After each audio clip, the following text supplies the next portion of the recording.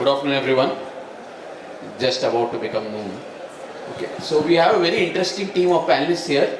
So starting from the appliances, we have fragrances, we have wellness-based products, and then we have solutions company for the for all D2C brands, and then we have a fashion brand.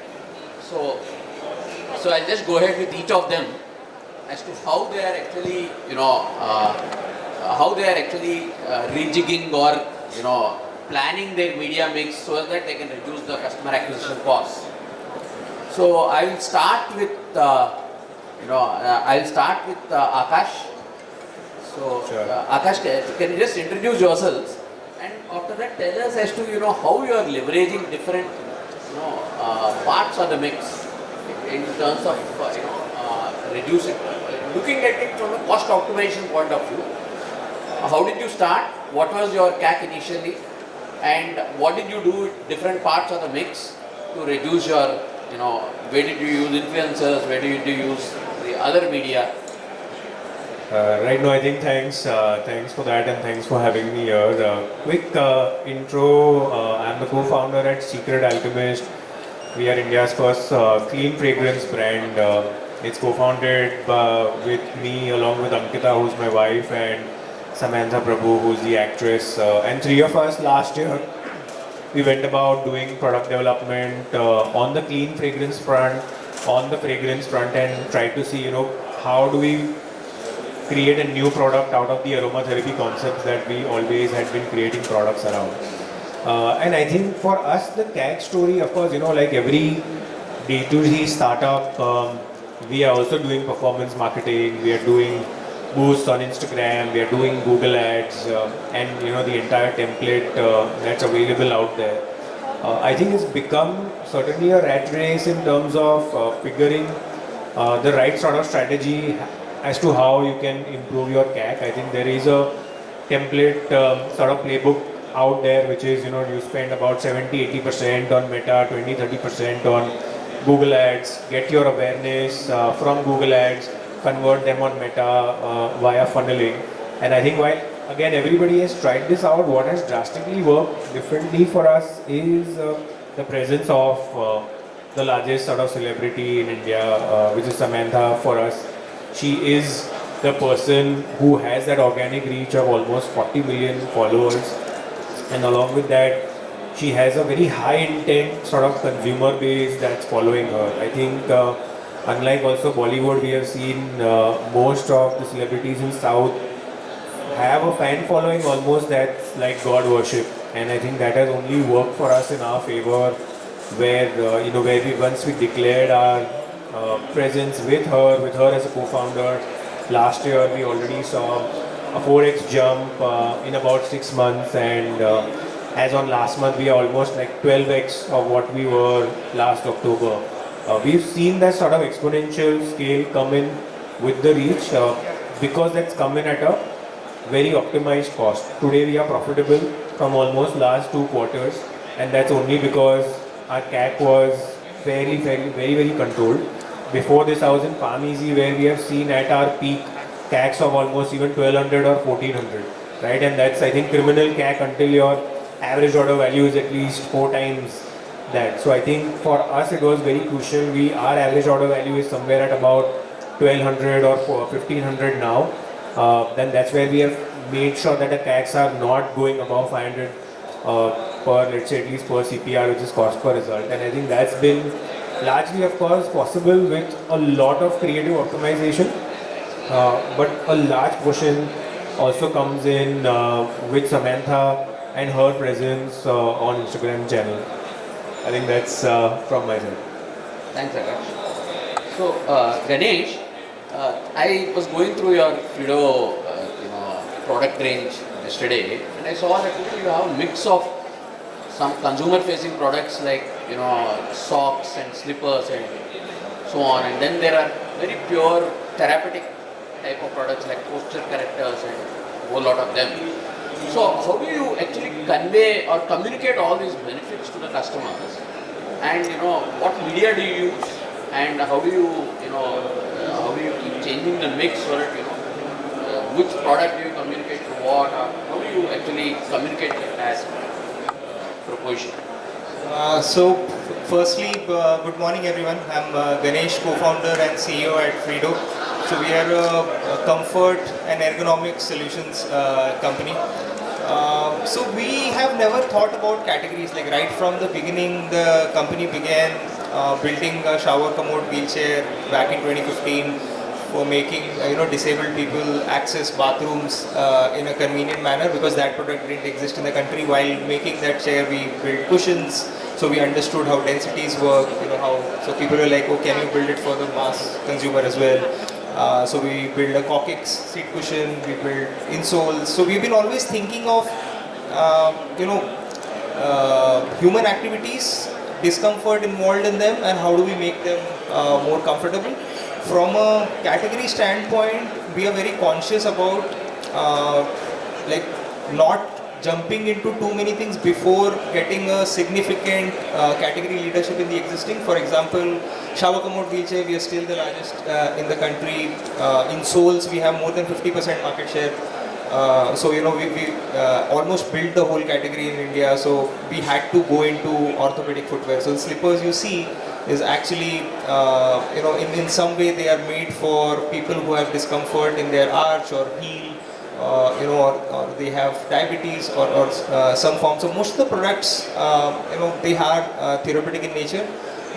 Even the active socks, there is a problem of blisters that it solves, and it is broader than the regular ones. And then coming back to the question of CAC, I think there are two ways to look at it. So the first fork would be to answer whether you're funded or bootstrapped.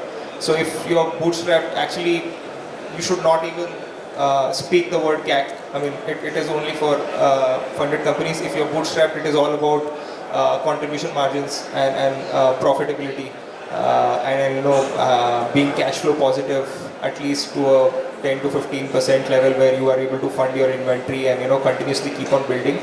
Go slow, be cash flow positive, and keep enough buffer. So that's the way to look at it. And if you are funded, then again CAC depends on two things.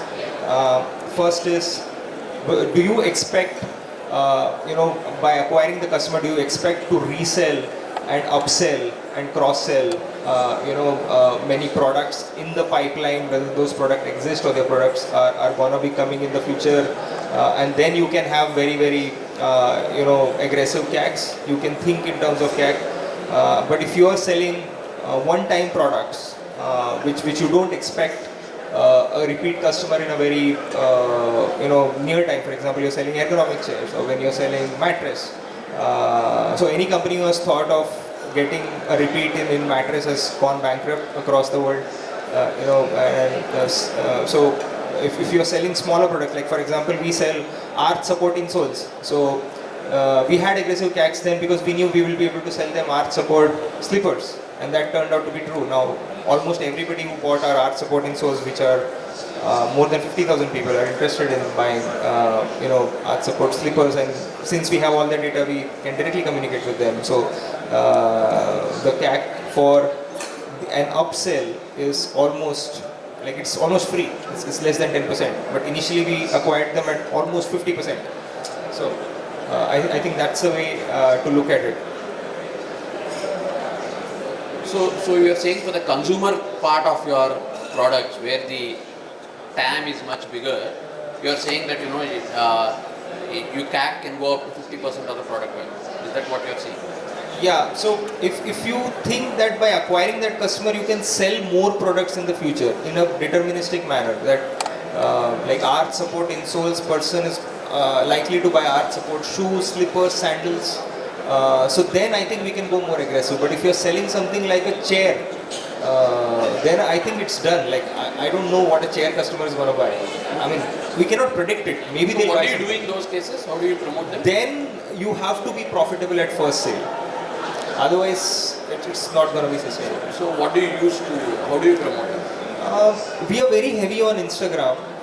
So Instagram and Facebook have been somewhere we go by a problem solution approach. In every Frido's ad, you would see a problem, and then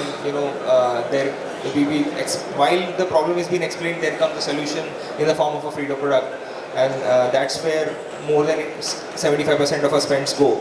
And then for people who are organically searching about the problems, I think we do spend 10-20% on Google as well, but it is mostly on Instagram and Facebook in India.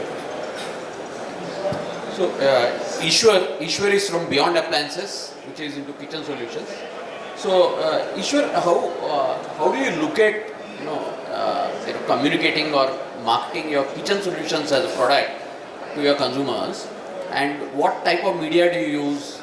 Do you use any influencers to actually, like interior decorators or any of those, to actually promote your products?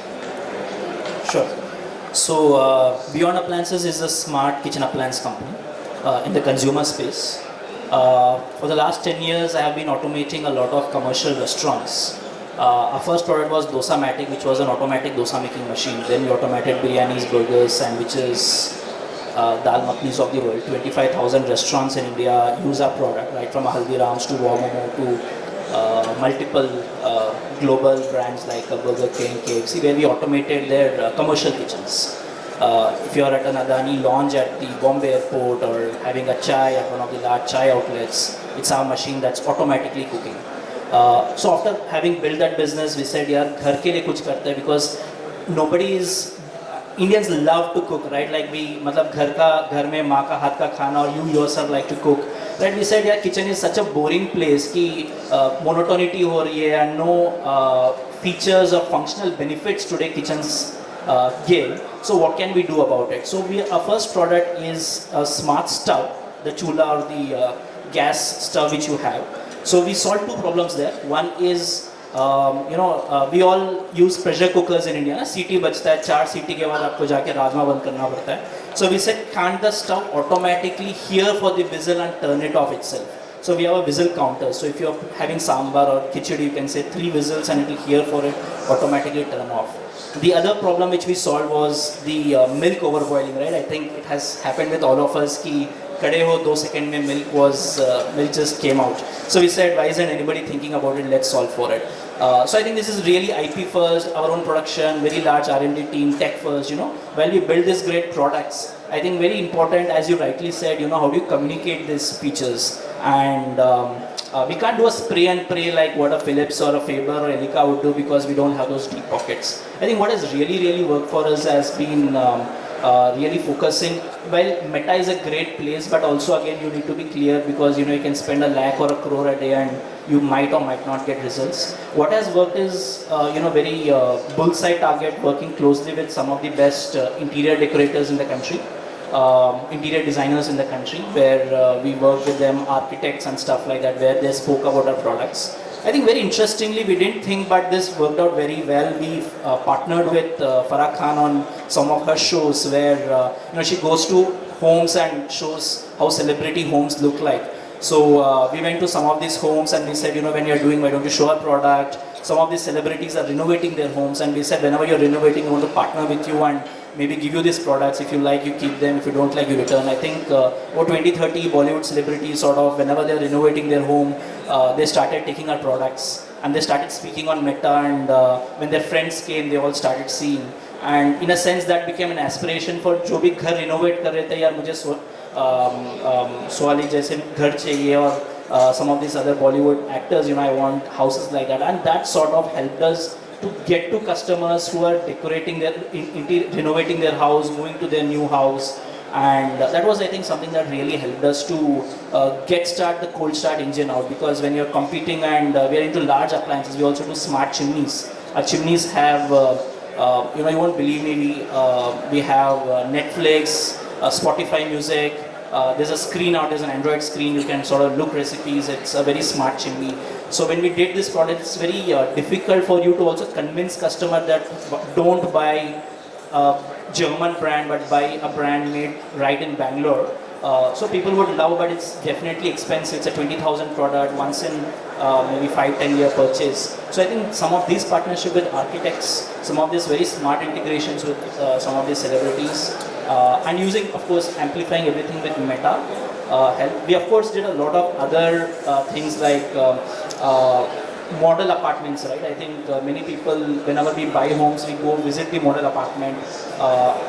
I also did something very interesting. I went to Design Cafe, Homeline, Live Space, made friends with the founders and took a small angel check from them. So almost 1,000 odd Homeline and Design Cafe places became so-called demo spaces. So I think these are the some things we did apart from the general regular stuff like partnering with the modern trade, being well present on Amazon, Flipkart. So some things like that. But I would say these are a couple of things we did sort of out of the box that helped us good visibility and scale.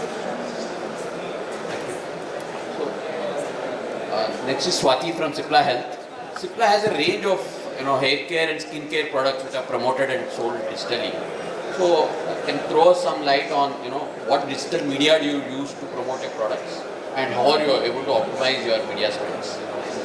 So thanks Yeshu. Quick introduction. I think all of you all would have at some point of time used a Cipla product in your life. So I'll not spend too much time about what kind of business we are in.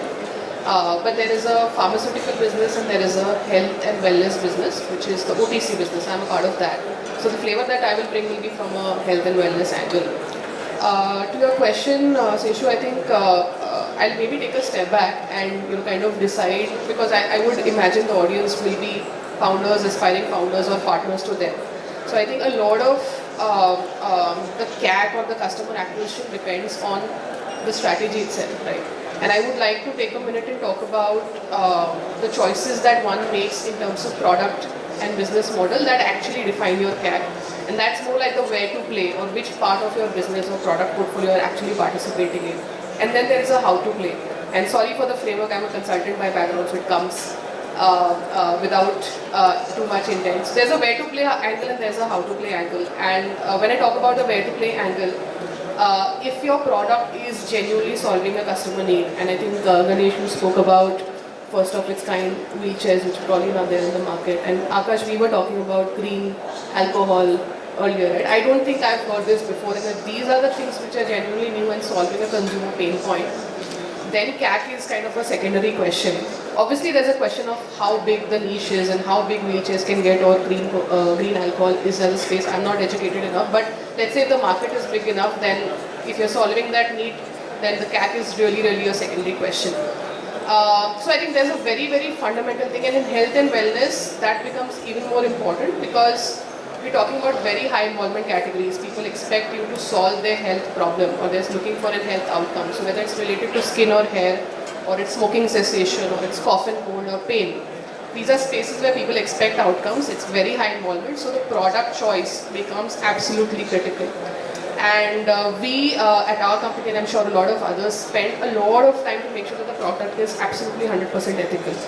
And whatever we claim is as much as we deliver, if not, deliveries more than the claims in some cases, right? So I think that's super important in terms of the choice itself.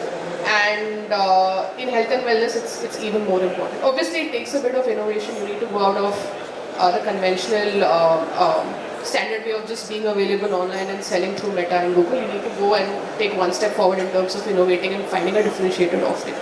So that's part one of really looking at CAC strategically. I think there is a how to play answer to this also, and that comes in from the point of view of what are the day-to-day tactical choices that you're making. And I want to talk about retention as a big theme here. And I think Ganesh pointed out saying, upselling is 10% of what your CAC is in general cases. But I mean, I'll point back to a McKinsey research. Upselling or selling to the same consumer is 3 times cheaper than getting a new consumer, right? So we obviously, a lot of times we underplay the value of selling more to the same consumer. And I'll give an example of hair fall as a category. So we have a lot of products that deliver hair growth results, but it takes 4 months to actually start seeing outcomes, and more than 70% of the consumers actually drop in the first 3 months. So the fact that you are able to find a solution, handhold them for beyond 3 months when they actually start seeing outcomes becomes super important.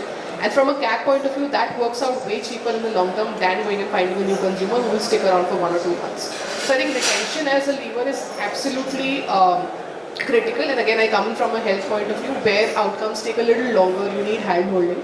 And there's also an angle which Sishu we were talking about. There's an angle of influencers, and I'll not say influencers in the digital sense, But in health and wellness, there are digital experts, there are dermatologists, there are counselors who kind of take you through the journey. And what we have seen is even investing in that kind of support system or an ecosystem that takes the consumer to 3, 4, 5 months of usage is accretive in terms of profits. So while it might look like an initial investment where you need to kind of put in the team and make sure the consumers are held for many months, it might be a great investment from a CAC point of view. So that's what I wanted to highlight. I think one is fundamentally the kind of choice of products, differentiated value plus high ethic in terms of design and delivering outcomes, and kind of retention as a very key lever to make sure that costs are controlled. Thanks. Thanks, Swati. So now we are actually, we have the last participant. He's from Bestsellers, and Bestsellers have a range of fashion brands. And you were telling that you had a mixed experience in using online channels for promoting your products. So can you just tell us more about that? Yes, sure. I think that's very interesting discussion from the viewpoint of CAC and how do we reduce CAC and the variety of inputs which have come from different set of thought process. For us, a bit about Bestseller. Bestseller operates globally. All established brand in India, we can call it Jack and Jones, Bermuda only and selected. So we already have a large footprint in retail through our EBO stores, SIS, and the franchise stores, we call it MBF. So the footprint is already there. There is a good, robust operation of brand being operated in India from last 15 years. But our D2C journey has started only 4 years before, around 4 years. And that was essentially considered as a liquidation channel because we are into fashion apparel and fashion has 4 seasons. I would say broadly 2 seasons, spring, summer and autumn, winter. So the product which are relevant for one season may not be relevant for other, but they are always leftover. So leftover need to be liquidated through a channel.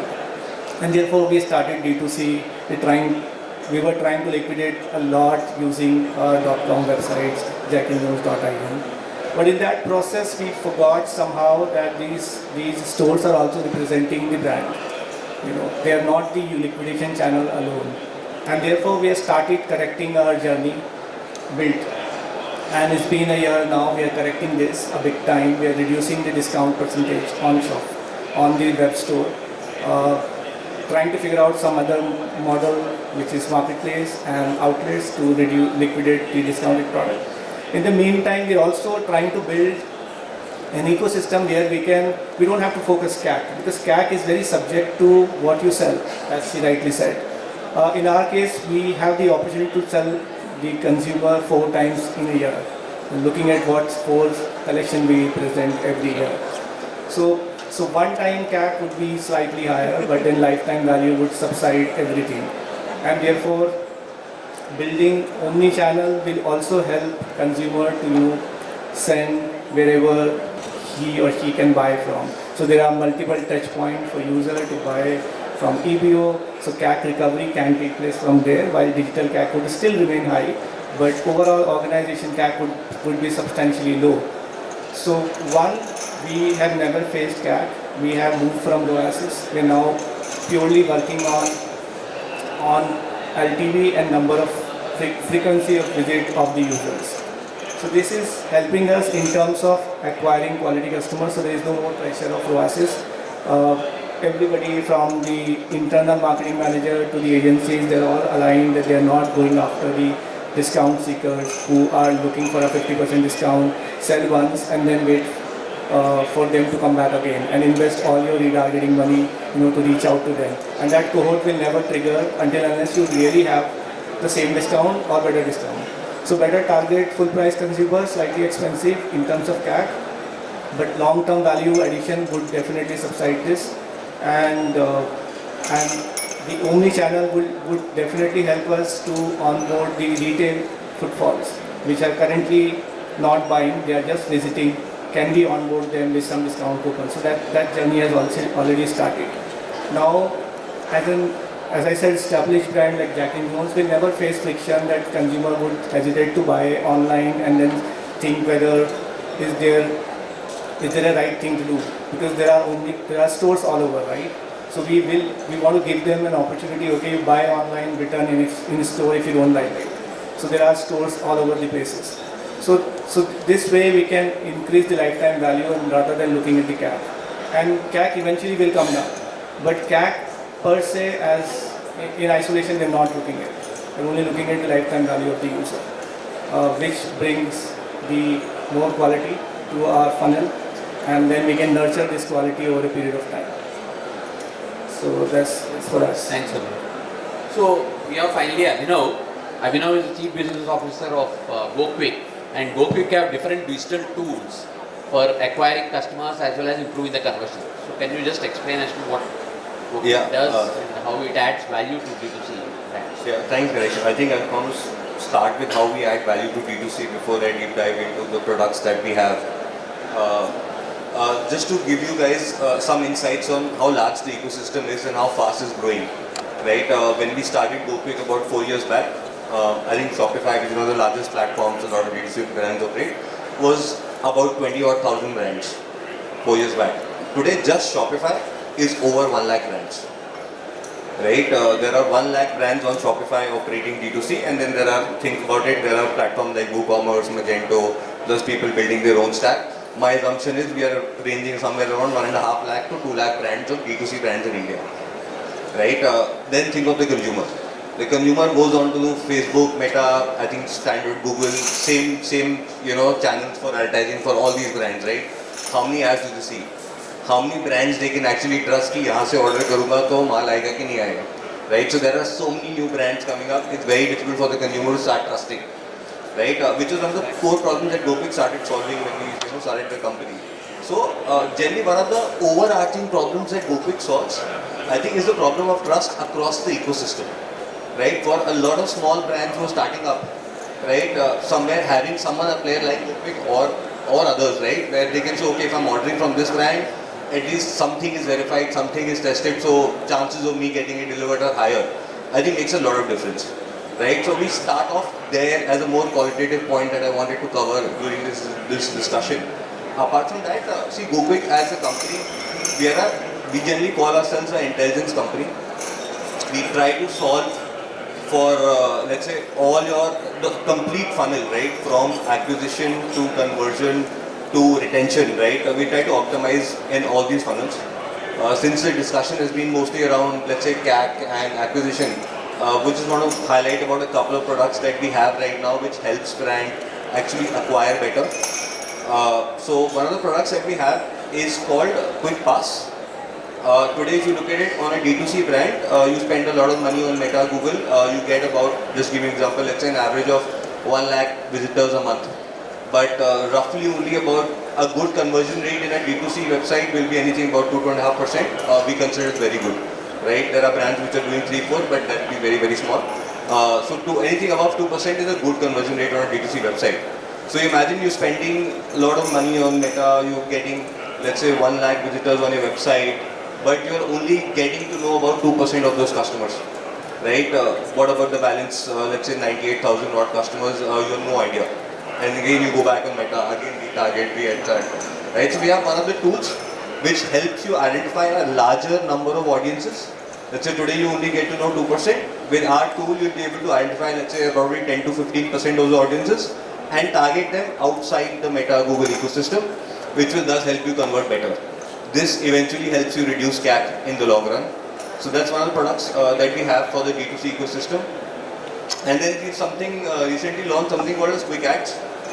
As I said, we are a data intelligence company.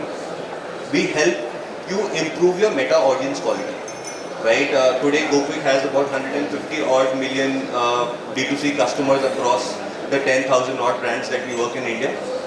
And using our intelligence, we help you improve your EMQ, as you call it, event match quality on Meta. We help you improve that. Hence, Meta is able to give you better audience and results in better conversion, which eventually improves your ROAS, so that also helps you reduce CAC. So these are some of the products that we help you, let's say, improve acquisition and thus reduce CAC. So we are a completely optimization tool. I can go on and on about it, but I don't want to market GoKwik here. So these are the couple of products that I want to talk about from an acquisition point of view, where we help you eventually reduce CAC. And then we have a standard flagship product, which is Checkout, which eventually helps you improve conversion, which also in turn helps you reduce CAC, because let's say if you're getting more people coming onto your website and actually buying, is eventually leading to reduce CAC. Yeah, so I want to stop here, otherwise it look like a GoKwik marketing platform. So I just move back to you. We have about 10 minutes. So what I want to do is, in the next 10 minutes, each of you, if you can cover about 2 minutes, telling us what can actually go wrong in terms of identifying the, or using the media for promoting the brand. What can actually go wrong, which can actually inflate the customer acquisition cost, so that all the D2C players who are here can learn from your mistakes. So I think, certainly I feel when you start off a brand, especially when you are in the 0 to 1 stage, everything will go wrong, right? I guarantee you. I think all of us have seen that journey, especially on meta ads, where you end up spending 70-80% of your spends, and that's largely because you have to experiment, right? You have to experiment till you figure out what is working for you. It may be at a creative level, it may be at a copy level, or it may be at a funnel level, right? Whether it is, we had great brand awareness campaigns, it took us some time to figure out middle and bottom funnel campaigns. So I think that took us some time for sure. We did an experiment of, let's say, optimizing for add to carts and not just focusing on purchases. We burned our hands with that because we saw that, okay, the number of sessions drastically increased, but the conversions dropped drastically, right? And I think certainly the first principle I like to follow internally is we have to work in a certain framework, achieving certain numbers. So even while we experiment, you cannot have the CAC go up double, right? You have, let's say, a leeway for the CAC to go up about 20-30%. So your experimentation budget typically is 30% of what we are spending. So I think that is something that we strongly follow. So I would say experimentation goes wrong, but I think it's part of the strategy. You should be experimenting and see for yourself what's working for you.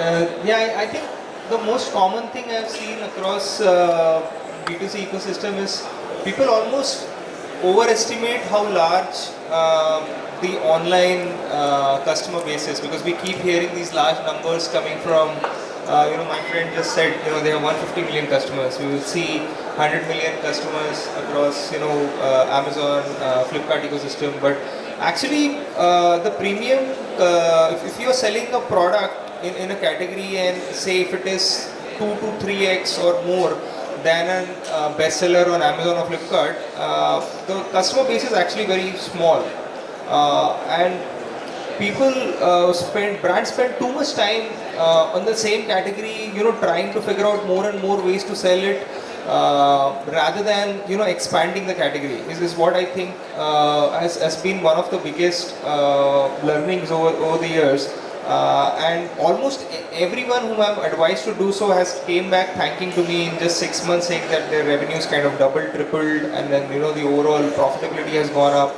And I've seen these companies spending 2-3 years in a very small category. If you are in a very large category like footwear, you absolutely don't need to look at anything else for a decade or so. But if you are into small problem solving categories, it's very important to look at, is the market big enough, and keep on expanding, and then you may figure out that market which you can stick on for a very long period, and it may have the depth for you to spend enough time on.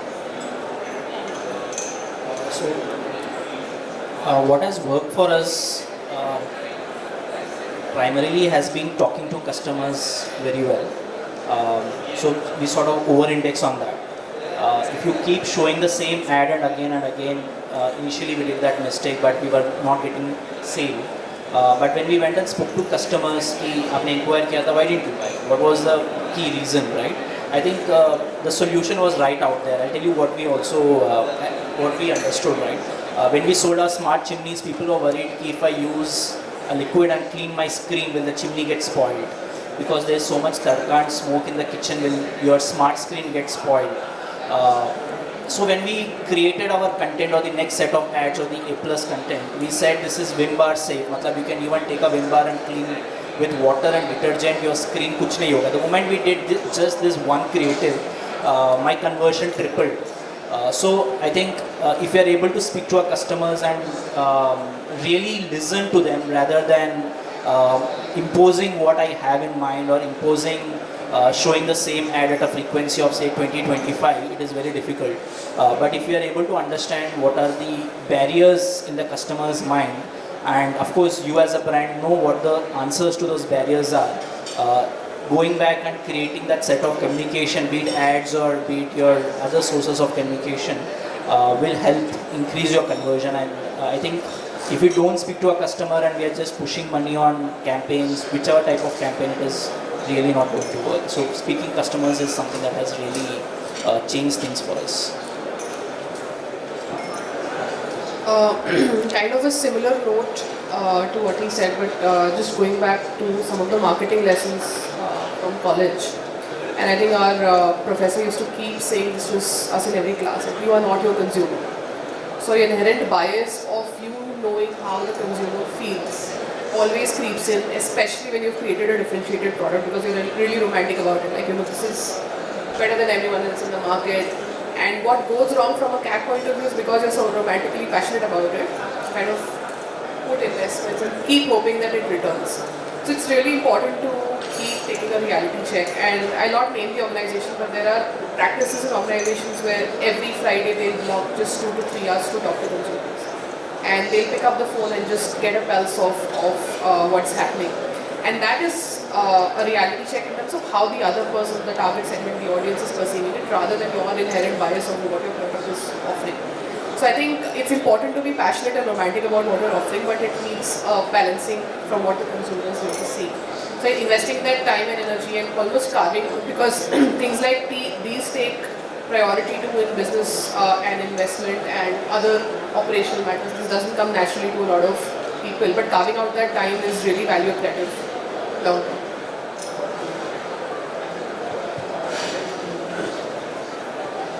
I just want to quickly add that cleaning up the upper funnel is the approach.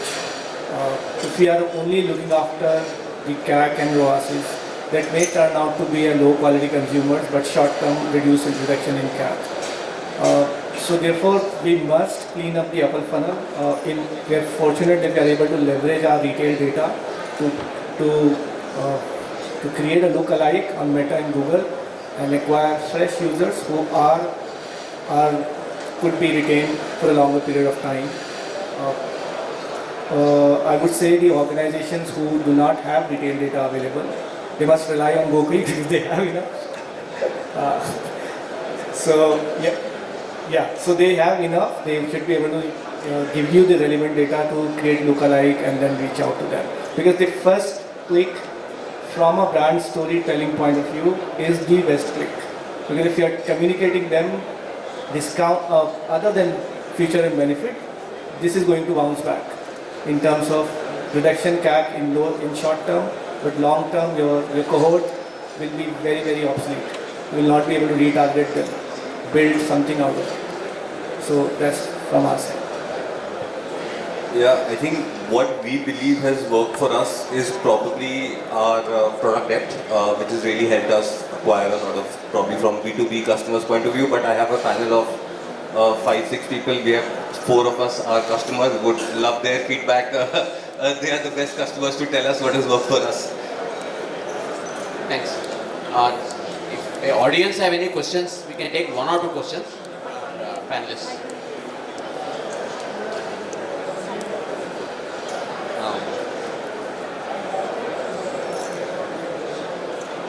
So thank you everyone. Yeah. Well, ladies and gentlemen, okay, before we close the panel, we have one question. So our team is passing the mic there. So I have a question to Akash. You said about the brand ambassadors. So do you see focusing only on one brand ambassador or regional brand ambassador? So what's your take on that topic? I think for us, see, let's say, I mean, there's a lot of luck factor, right, where Samantha also reached out to us and one conversation led to another. She was also in an open mind space that we actually ended up doing this, where she came in as a co-founder, invested in the brand, and then completely sort of integrated herself in what we are building. But that's not the only model, right? I think, as you rightly pointed out, there are regional players out there. There are macro and micro influencers as well who you can closely work with. Whatever you do is, I think, extremely important that the storyline or the persona of the celebrity or influencer matches exactly what you do and what you stand for, right? I think, I mean, in another world, if I had, I don't know, Hrithik Roshan trying to be a brand ambassador, he's fantastic, he's a very big Bollywood celeb, but it would be a misfit, the storyline wouldn't match, right? So I think I have seen brands do well and I have seen brands not do well at all even after spending crores of money or even a large chunk of their equity. And I think that's where the main question lies, that can you ensure that there is a fitness to the celebrity, to the influencer with what you are largely building. I feel I have seen brands tie up with the absolute regional level player because they wanted to, let's say, tap into the Karnataka market, and they have had phenomenal success by it, right? So you can actually even narrow down use cases of brand ambassadors down to a state level in the kind of e-commerce that we have and the digital tools that we have. There's a lot of targeting that you can do. So going a macro level at a regional also certainly helps. So I think you have to choose the model that's right fit for you. Thank you. Thank you so much. Do we have any more questions?